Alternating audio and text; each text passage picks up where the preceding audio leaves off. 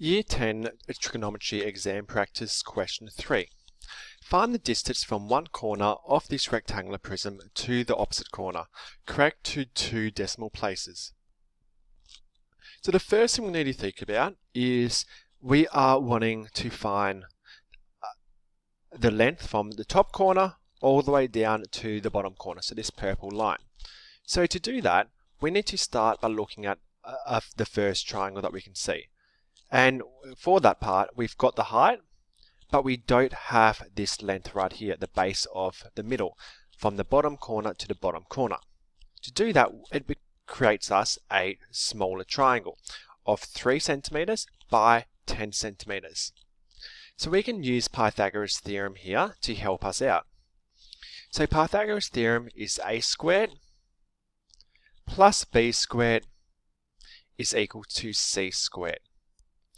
We know our a is 3, so we got 3 squared. We know our b is 10, so we got 10 squared.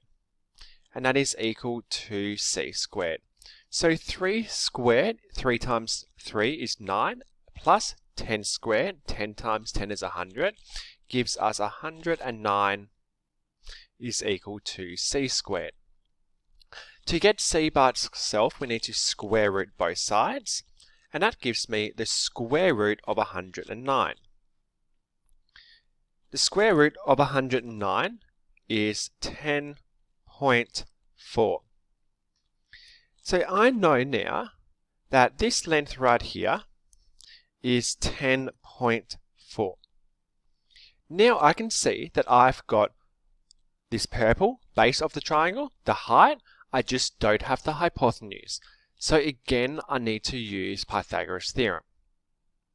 So that means I'm starting off with a squared plus b squared is equal to c squared again. This time my a is 10.4.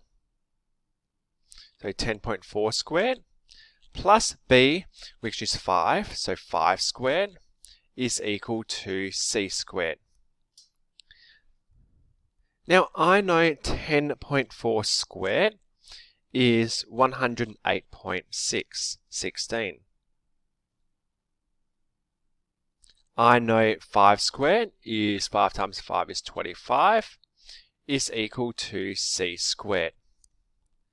So far for c squared, if I add those two together, that gives me 133.16.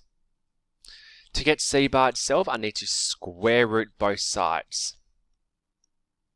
So if I square root 133.16, that gives me the value of c, which is 11.539.